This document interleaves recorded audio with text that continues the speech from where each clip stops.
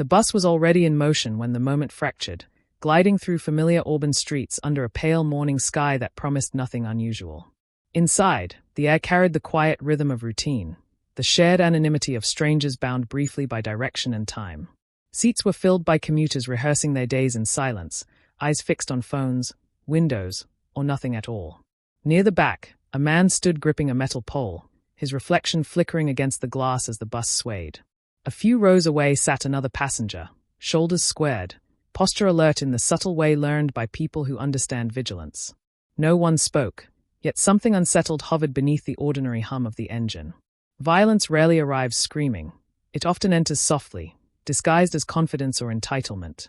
The first seconds before it reveals itself are deceptively calm, a fragile pause where choices still exist.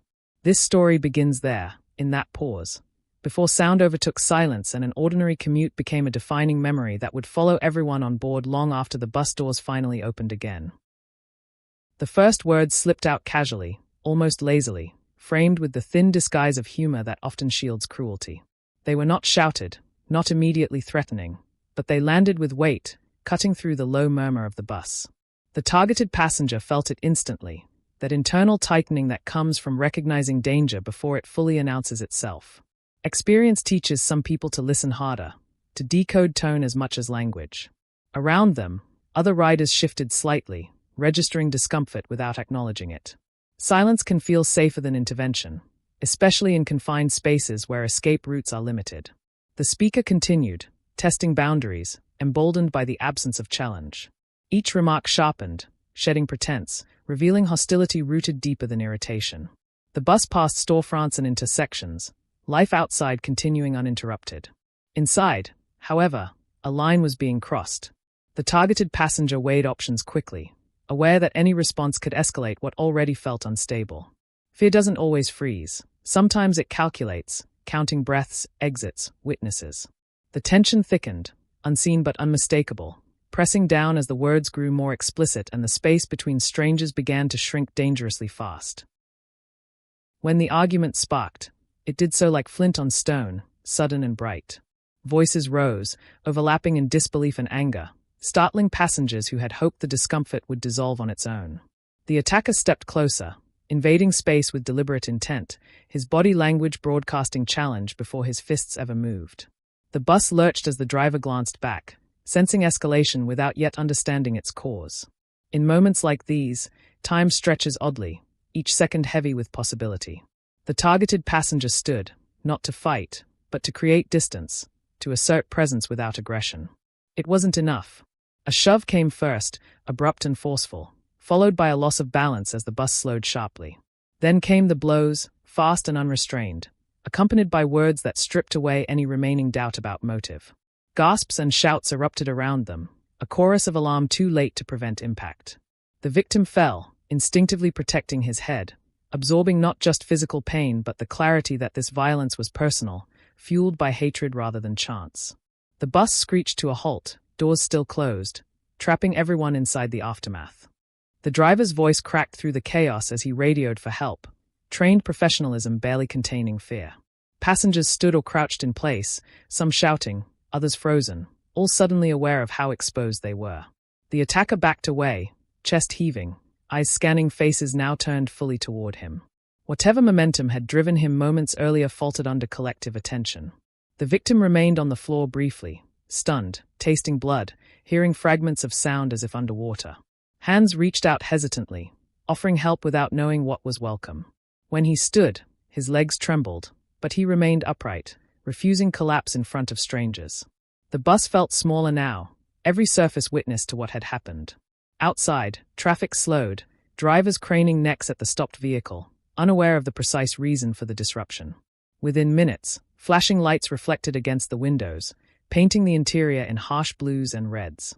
Authority arrived quickly, voices firm, separating bodies and narratives.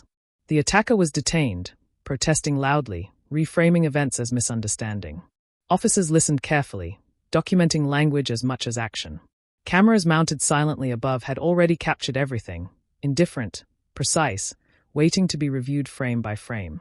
As statements were taken, adrenaline drained, leaving behind shaking hands and fragmented thoughts. Passengers replayed the incident aloud, correcting one another, trying to assemble a coherent sequence from shock.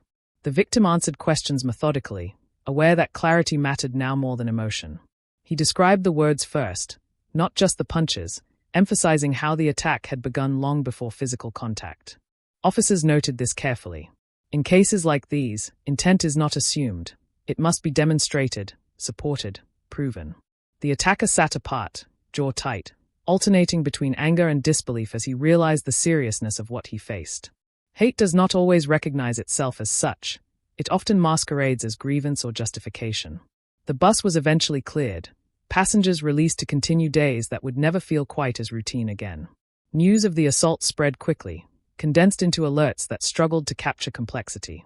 For the victim, the hours blurred into examinations and paperwork, his body aching, his mind restless. The question echoing beneath everything was simple and devastating. How could something so ordinary turn so violent so quickly?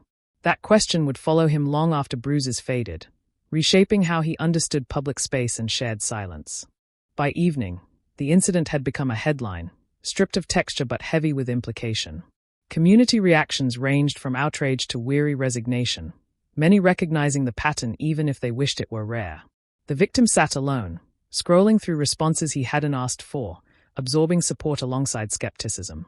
Public sympathy can be both comforting and exhausting, especially when it arrives tied to debate over labels and intent. Meanwhile, investigators began tracing the attacker's background, searching for context without excuse.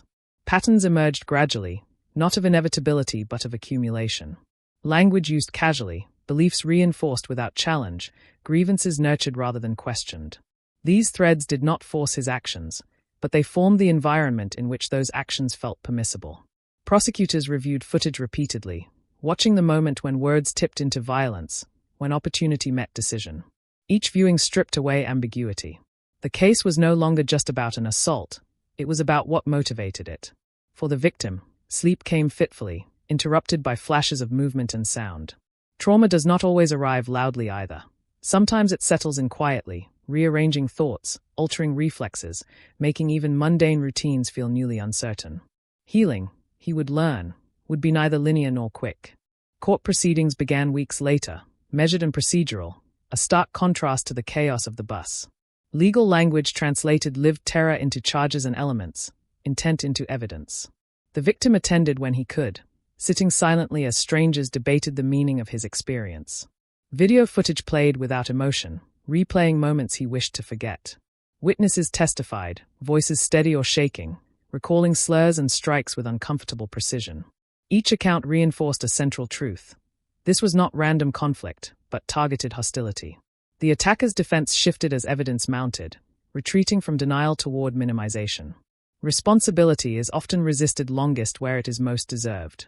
Outside the courtroom, advocates spoke about patterns larger than this case, about the importance of naming harm accurately. Inside, the focus narrowed to facts. For the victim, the process was both validating and draining. Recognition by the system mattered, yet it could not restore what had been taken. Safety, once cracked, does not simply reset. Still, the slow movement toward accountability offered something tangible, acknowledgement that what happened was real, unjust, and worthy of consequence. Justice, he realized, was not closure, but it was something solid to stand on amid lingering uncertainty. When the guilty plea was announced, it rippled outward with mixed reactions. Some saw relief in the avoidance of trial, others frustration at unanswered questions. In court, the moment itself was understated, almost anticlimactic. The attacker stood quietly, voice subdued as he affirmed understanding of the charges and the bias behind his actions. There was no dramatic apology, no attempt to reframe history. Just acceptance, delivered plainly. For the victim, the words landed with complex weight. Accountability acknowledged harm, but it did not undo it. Still, hearing the crime named accurately mattered deeply. It placed responsibility firmly where it belonged, countering the doubt that often shadows victims. Outside, cameras captured statements, sound bites condensing months of pain into seconds of commentary. Community leaders emphasized vigilance and solidarity, urging reflection rather than complacency. The bus route continued operating, unchanged on paper, but altered in memory. Every stop now carried association. The victim returned gradually to routine, each ride a small act of courage. Fear lingered, but it no longer dictated every decision. Survival, he learned, was not just endurance. It was the quiet insistence on continuing despite altered trust. The plea closed a legal chapter, but its echoes remained unresolved. In the months that followed, Auburn grappled with meaning as much as outcome.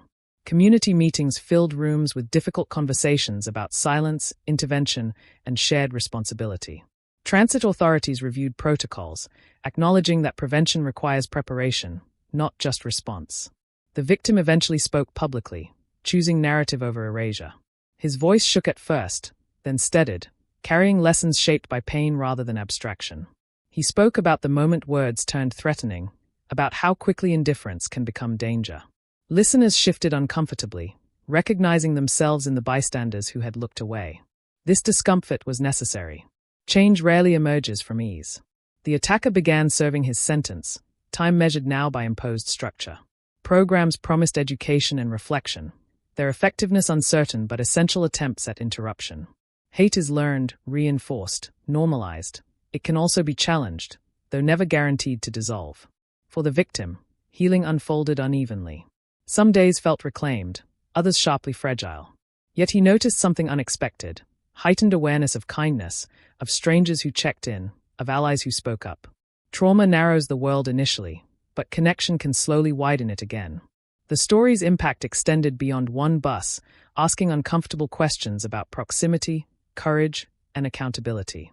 This story resists simplicity because it exists at the intersection of individual choice and collective environment.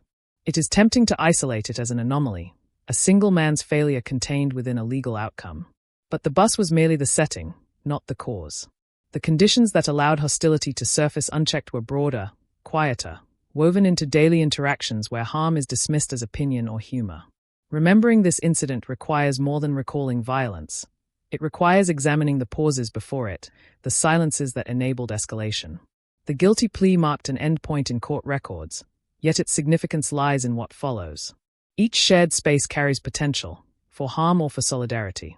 Each bystander carries influence, whether exercised or withheld. The victim's experience underscores that safety is not passive. It is maintained through attention and willingness to intervene. The bus continues its route through Auburn, carrying new passengers who know nothing of what happened there. Most rides will pass uneventfully, as they should. But one did not, and that difference matters. The lesson left behind is not fear, but awareness. Not suspicion, but responsibility. The ride ended, yet the question remains. What will we do with what this story reveals about us? Long after the courtroom emptied, the emotional residue of the case lingered in ways statistics could not measure. For the victim, memory attached itself to unexpected details. The sound of the bus brakes, the smell of disinfectant, the way strangers avoided eye contact afterward. These fragments surfaced without warning, reminders that trauma does not obey schedules. Friends encouraged him to move on, well-meaning but unaware that moving on is not a direction so much as a negotiation. He wanted normalcy, yet normal had changed shape. Riding public transit again required planning, mental rehearsals, exits mapped in advance. None of this was visible to others, which made it harder to explain. Meanwhile, the broader public began to forget. News cycles turned, outrage redirected. This fading attention felt like a second loss, quieter but sharp. What endured was the knowledge that hate, once encountered directly, never feels theoretical again. It becomes tangible, something that occupies space. The victim found himself watching interactions more closely, listening for tone beneath words. This heightened awareness was exhausting, but it also sharpened empathy. He understood more deeply how vulnerability hides in plain sight, how many people carry invisible calculations simply to feel safe in ordinary places. For investigators and prosecutors, the case became a reference point, cited in trainings and discussions about bias-motivated violence. It illustrated how intent could be established not through a single act, but through escalation, language, and context. The footage from the bus was clinical in its clarity, yet disturbing in its ordinariness. No dramatic build-up, no cinematic cues, just a routine ride turning hostile. This ordinariness mattered. It challenged assumptions that hate crimes are committed only by extremists on the margins. Instead, it showed how prejudice can surface in everyday settings, carried by individuals who blend seamlessly into crowds. Legal professionals debated sentencing philosophy, punishment versus deterrence versus rehabilitation. None offered perfect answers. The attacker's guilty plea was seen by some as accountability, by others as insufficient. What remained undeniable was the harm inflicted and acknowledged. For the victim, these debates felt distant. His concern was not policy but peace of mind. Still, he recognized the value of his case contributing to broader understanding. If his experience could inform prevention or awareness, perhaps it would gain purpose beyond pain. This reframing did not erase suffering, but it gave it direction, transforming personal trauma into communal warning. Public spaces depend on fragile trust, an assumption that shared rules will be respected. When that trust is broken, repair requires more than apologies. In Auburn, transit authorities experimented with increased training for drivers and clearer reporting mechanisms for passengers. These changes were practical, measurable, yet incomplete. Safety is as much cultural as procedural. Bystanders later reflected on their hesitation, many admitting uncertainty about when and how to intervene.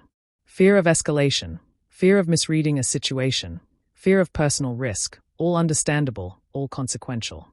Workshops and forums attempted to address these concerns, emphasizing that intervention does not always mean confrontation. Sometimes it means creating witnesses, drawing attention, or supporting victims afterward. The victim attended some of these sessions quietly, listening more than speaking. Hearing others wrestle with their inaction was validating and painful. It confirmed that the burden of response often falls unfairly on those already targeted. Yet it also suggested potential for change. Awareness can alter reflexes over time. The hope was not perfection, but improvement, a shift from passive observation to collective care. The bus incident became a case study, not as spectacle, but as lesson. It asked participants to imagine themselves in that confined aisle, to decide in advance what courage might look like if tested. The attacker's absence from public life created a vacuum filled with speculation. Some wondered whether incarceration would deepen resentment or prompt reflection. Others argued that focusing on his potential growth risked centering the perpetrator over the harmed. Both perspectives carried weight. Accountability requires balance, acknowledging harm without excusing it, considering rehabilitation without diminishing impact. Programs offered inside the system aim to confront bias directly, challenging narratives that justify violence.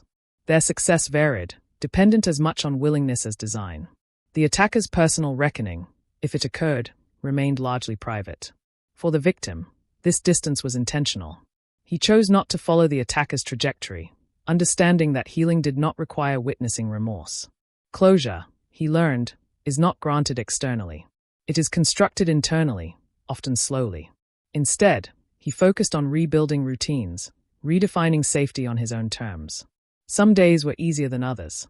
Progress arrived in increments, marked by small victories, boarding a bus without scanning every face, engaging strangers without bracing for threat. These moments mattered precisely because they were mundane. They signaled reclamation of space. Hate had interrupted his life, but it would not permanently dictate its boundaries.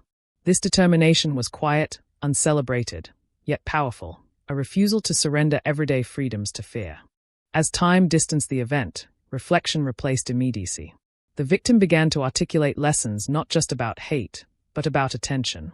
He realized how often discomfort is minimized to preserve convenience. On that bus, many sensed tension early, yet few acted. This was not condemnation, but observation. Modern life trains people to mind their own business, to avoid involvement. In most situations, this works. In critical moments, it fails. The challenge lies in discerning when neutrality becomes complicity. He spoke about this carefully, resisting absolutism. Fear is real. Risk assessment is rational. Yet collective silence can embolden harm. His message emphasized preparedness over heroics, thinking ahead about responses, practicing phrases, knowing support resources. These practical insights resonated more than abstract calls for courage. Listeners appreciated guidance grounded in lived experience rather than moral judgment. The story's power lay in its specificity. It did not claim universality, but it illuminated patterns. Each retelling refined understanding, shifting focus from shock to strategy. The victim noticed his own transformation from subject to narrator, from isolated individual to participant in communal learning. This evolution did not erase vulnerability, but it contextualized it. Pain became a reference point rather than a defining feature. The bus ride remained part of his history, but it no longer monopolized his future. Media interest resurfaced occasionally, often tied to broader discussions about hate incidents nationwide. Each resurgence required the victim to decide whether to reengage or retreat. Visibility offered influence but demanded emotional labor. He learned to set boundaries, declining interviews that sought sensation rather than substance. Responsible storytelling mattered to him. Simplification felt like erasure. The original headline could never capture nuance, the build-up, the silence, the aftermath. Documentaries attempted to bridge this gap, lingering on context rather than spectacle. They framed the incident as emblematic without reducing it to trope. This approach honored complexity, though it reached smaller audiences. Still, impact is not measured solely by scale. Even limited engagement can shift perspectives. Viewers wrote messages describing changed behavior, renewed attentiveness. These responses mattered deeply, validating the decision to speak. Meanwhile, life continued unfolding unpredictably. Joy returned in fragments, laughter with friends, unguarded moments, plans made without contingency mapping. Trauma had altered perception, but it had not eliminated capacity for hope. The victim recognized resilience not as toughness, but as adaptability, the ability to integrate experience without being consumed by it. This understanding reframed survival as growth, imperfect but genuine. The story's legacy thus expanded beyond warning into possibility, illustrating how harm can catalyze awareness without extinguishing humanity. Institutions often measure success through outcomes, convictions secured, policies revised. Individuals measure it differently. For the victim, success meant waking without dread, moving through the city without constant vigilance. These metrics were private, invisible, yet profoundly significant. He noticed progress in subtle ways, tension easing in shoulders, reflexive flinches fading. Healing revealed itself not in milestones but in absence, the absence of panic where it once lived. Community efforts continued, some sustained, others fading with time. This inconsistency reflected a broader truth. Attention is cyclical, commitment harder to maintain. The challenge is translating awareness sparked by crisis into durable change. Some initiatives succeeded by embedding practices into routine, normalizing intervention as skill rather than exception. Schools incorporated discussions about bias. Workplaces revisited conduct policies. These shifts were incremental, not revolutionary, but they accumulated. The bus incident became one reference among many, contributing to a mosaic of learning. For the victim, knowing his experience informed such efforts offered quiet satisfaction. It suggested that harm had not occurred in isolation, that its lessons permeated outward. This did not justify the pain, but it contextualized it within a larger movement toward accountability. Progress felt fragile yet real, dependent on continued attention rather than complacency. Distance allowed for re-examination of assumptions held before the assault. The victim reflected on his own beliefs about safety, conflict, and response. He acknowledged moments of naivety, not as self-blame, but as evidence of trust. Losing that trust entirely would be another form of harm. Instead, he sought recalibration, remaining open without being unguarded. This balance was difficult, requiring constant adjustment. He learned that courage sometimes meant disengagement, choosing safety over principle. Other times, it meant speaking up despite discomfort. Context determined response. This nuanced understanding replaced simplistic narratives of strength. The story, when told honestly, resisted binaries of hero and villain. It highlighted complexity without diluting responsibility. The attacker's actions were unequivocally wrong. The surrounding circumstances were layered. Accepting this complexity did not weaken condemnation, it strengthened prevention. Simplistic explanations offer comfort but little guidance. Complex ones demand effort but yield insight. The victim's evolving perspective reflected this shift. He no longer sought definitive answers, only better questions. How do we support targets without isolating them? How do we challenge bias without entrenching defensiveness? These questions guided his engagement moving forward. The bus incident thus transformed from singular trauma into catalyst for ongoing inquiry, shaping not just memory but intention. Over time, the narrative's emotional charge softened, making room for reflection rather than reaction. The victim revisited the route where it happened, intentionally, as an act of reclamation. Riding the same bus, sitting near the same area, he confronted residual fear deliberately. Each successful trip weakened the memory's grip. Exposure, he learned, could be healing when controlled and purposeful. Fellow passengers remained unaware, their routines unchanged. This anonymity felt oddly comforting. The world had not stopped, it had simply absorbed the event and continued. This continuity affirmed resilience beyond individual experience. Yet he also recognized that forgetting entirely would be another loss. Memory served as safeguard. Holding the story with care ensured its lessons endured. He shared it selectively, prioritizing depth over repetition. Listeners responded with varied emotions, but many expressed gratitude for honesty. The story's power lay not in drama, but in restraint. It avoided spectacle, focusing instead on processes, how harm escalates, how accountability unfolds, how healing progresses. This approach mirrored his own journey, less explosive, more deliberate. The bus incident remained part of his identity, but it no longer dominated it. Integration replaced intrusion, marking a significant step toward equilibrium. As this chapter closes, the significance of the Auburn bus assault extends beyond its immediate participants. It stands as a reminder that vigilance is communal, not individual. Safety emerges from shared responsibility, from willingness to notice and act before escalation. The guilty plea affirmed legal accountability, but the deeper work continues outside courtrooms. Each public interaction carries potential influence, for harm or for intervention. The victim's experience underscores that ordinary spaces deserve extraordinary care. Buses, streets, workplaces, these are sites where values are tested quietly, daily. The story does not demand constant fear, but conscious presence. It invites reflection on how easily hostility can surface when unchecked, and how powerfully it can be countered when recognized early. The bus continues its route, doors opening and closing, carrying lives intersecting briefly. Most rides will remain uneventful. One did not, and that difference endures. What matters now is not just remembering what happened, but applying what was learned. Awareness without action fades, action without awareness misfires. Together, they create possibility.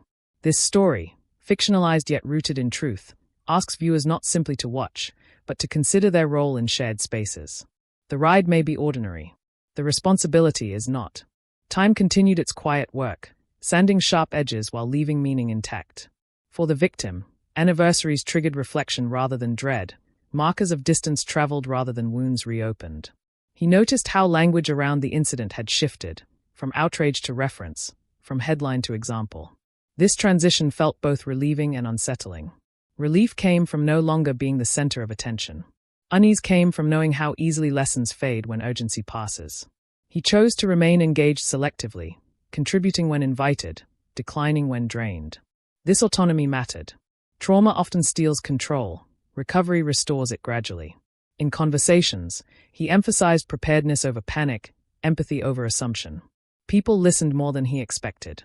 Perhaps the story's restraint invited trust. Meanwhile, systems continued adjusting incrementally, imperfectly. No single reform promised immunity, but layered efforts created friction against harm. The bus incident became embedded in institutional memory, a case cited when protocols were questioned. This embedding mattered more than visibility. Quiet integration sustains change longer than fleeting outrage. The victim measured progress internally now, by peace rather than recognition. His life expanded again, plans made without constant contingency. The past remained present, but it no longer dictated direction. Instead, it informed values, grounding them in lived understanding rather than abstraction. Observers often ask what prevents similar incidents, seeking definitive answers. The truth resists neat packaging. Prevention emerges from accumulation, small interventions, cultural shifts, personal choices. On that bus, any number of actions might have altered outcome, yet none guaranteed it. This uncertainty frustrates those craving control. Accepting it requires humility. The victim articulated this carefully, avoiding blame while emphasizing agency. He spoke about noticing early signals, about trusting discomfort rather than dismissing it. He encouraged people to check in with those targeted, to disrupt isolation. These suggestions were modest, achievable. Their power lay in repetition. Over time, repeated small acts recalibrate norms. The bus assault illustrated how quickly norms can fracture. It also suggested how deliberately they must be maintained. The attacker's absence receded into abstraction, no longer central to the narrative. This decentering was intentional. Fixating on perpetrators risks amplifying harm. Centering impact fosters repair. The victim's story increasingly focused on aftermath rather than event, on rebuilding rather than rupture. This shift signaled maturation of the narrative, moving from crisis to comprehension. It allowed audiences to engage without voyeurism, to reflect without paralysis. The story thus evolved into tool rather than spectacle, its value measured by insight generated rather than emotion provoked. Healing introduced paradoxes. Strength coexisted with sensitivity, confidence with caution. The victim learned to hold these contradictions without judgment. He recognized that vulnerability was not weakness, but information. It signaled where care was needed. Sharing this perspective resonated widely, challenging cultural expectations of toughness. People responded with their own stories, revealing patterns of silence and endurance. These exchanges created quiet solidarity, networks of understanding formed without fanfare. The bus incident served as common reference point, a shorthand for discussing broader dynamics. This collective processing diffused isolation.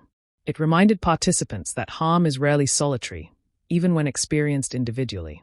Over time, the victim's role shifted from witness to facilitator, guiding conversations rather than reliving events. This transition marked growth. It demonstrated that agency can be reclaimed through contribution. He remained mindful of limits, stepping back when necessary. Sustainability mattered more than visibility. Burnout helps no one. The story's longevity depended on care, not urgency. As months turned into years, its lessons integrated into personal and communal frameworks. They informed how people navigated disagreement, how they responded to tension. This diffusion was subtle, often unnoticed. Yet subtlety can be strength. Change rarely announces itself loudly. It settles in gradually, reshaping habits, expectations, reflexes. The bus ride's legacy lived there, in altered responses rather than constant remembrance.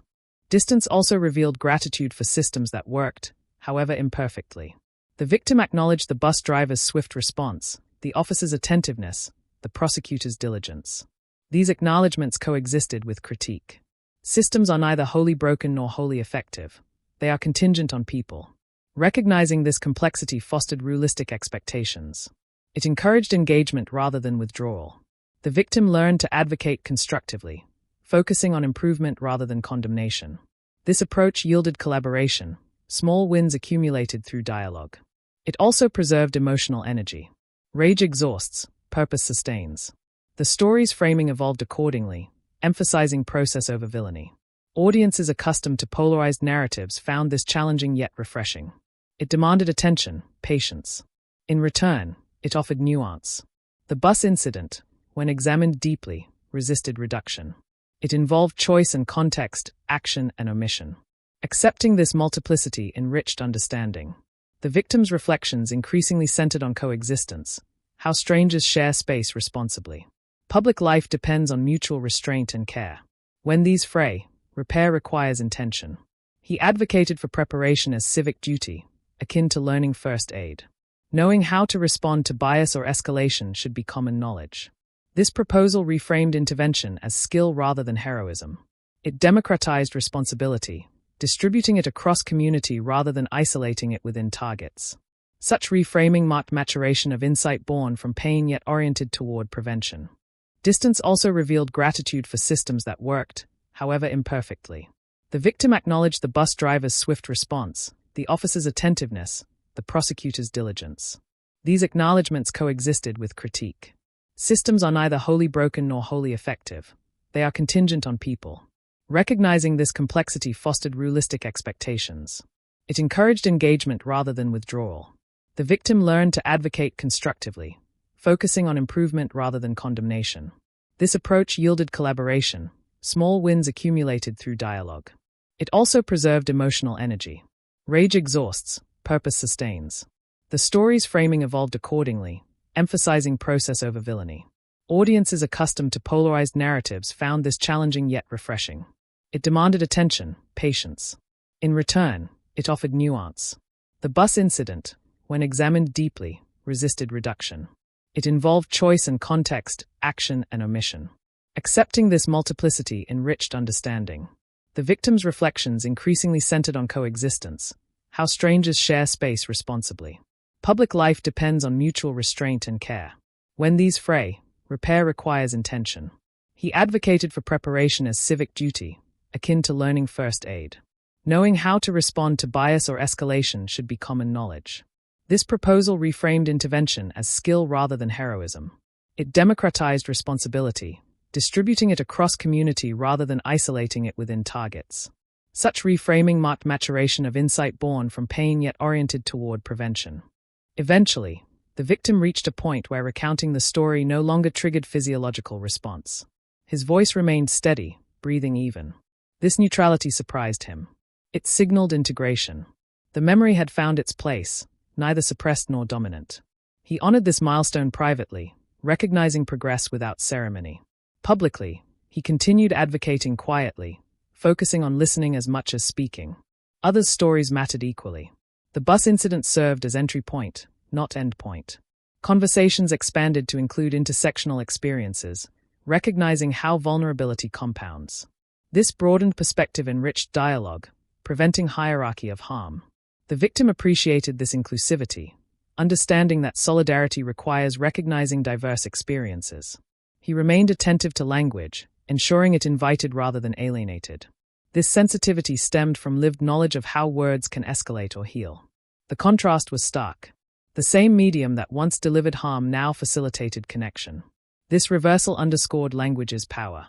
Intent shapes impact. The story's enduring relevance lay here, in demonstrating how everyday interactions carry consequence. The bus assault illustrated failure. Subsequent conversations illustrated repair. Together, they formed comprehensive narrative arc.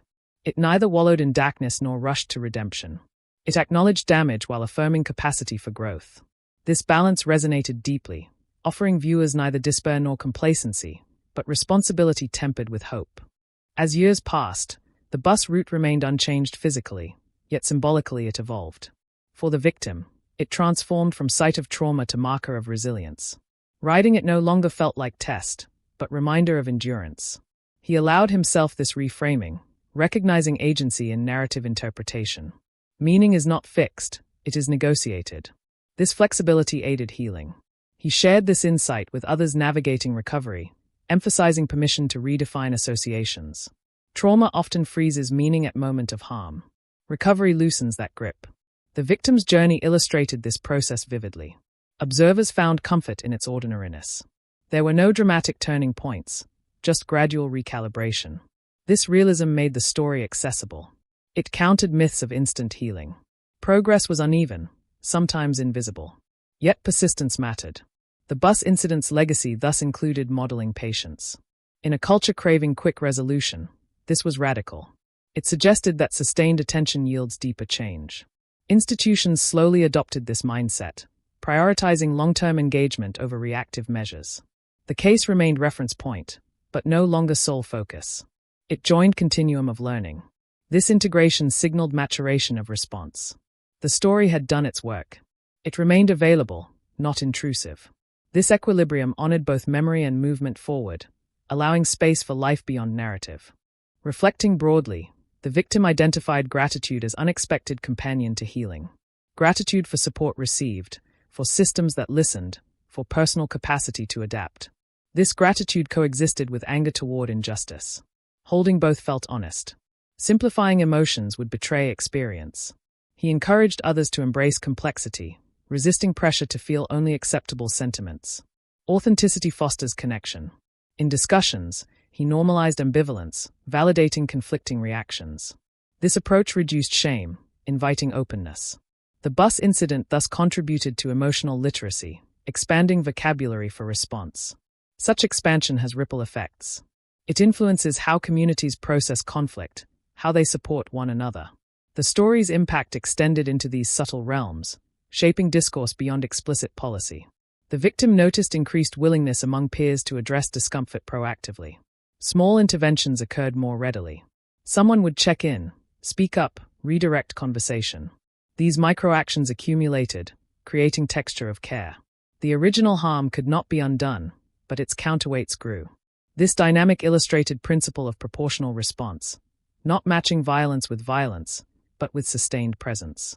The victim's narrative exemplified this principle, demonstrating how response can outlast incident.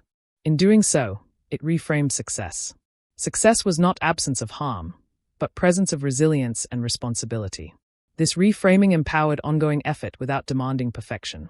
It acknowledged human fallibility while insisting on accountability. Ultimately, the story's enduring question concerned choice. At each stage, before words escalated, during silence, after harm, choices existed. Some were missed, others seized. Recognizing this multiplicity empowers future action. Determinism offers comfort but paralyzes. Choice invites responsibility. The victim emphasized this gently, avoiding accusation. He understood how fear constrains choice. Yet awareness expands it. Preparing for moments of tension increases likelihood of constructive response. This preparation became central theme in his advocacy. He promoted scenario-based training, encouraging people to visualize responses. Mental rehearsal builds confidence. The bus incident underscored how quickly decisions must be made. Preparation buys time. Communities responded positively to this practical framing. It shifted focus from moral judgment to skill building. This shift felt sustainable. It allowed participation without moral fatigue. The victim observed increased engagement, especially among those previously hesitant. Empowerment replaced guilt. This outcome validated approach. The story thus evolved into blueprint, not just warning. It offered actionable insights grounded in lived reality. Viewers and listeners could imagine themselves differently equipped. This imaginative rehearsal is precursor to behavior change.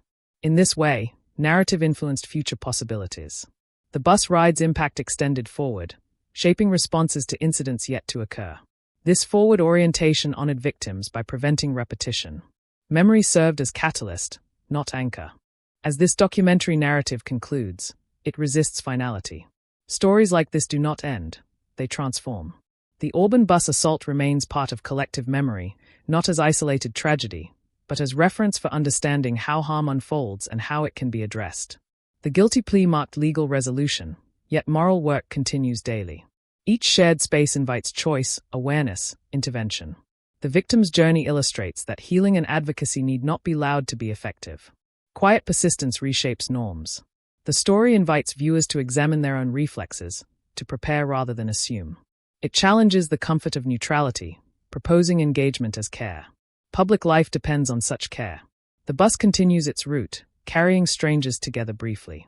Most rides will pass unnoticed, as they should. One did not, and its lessons endure. This narrative asks not for fear, but for attention. Not for suspicion, but for solidarity.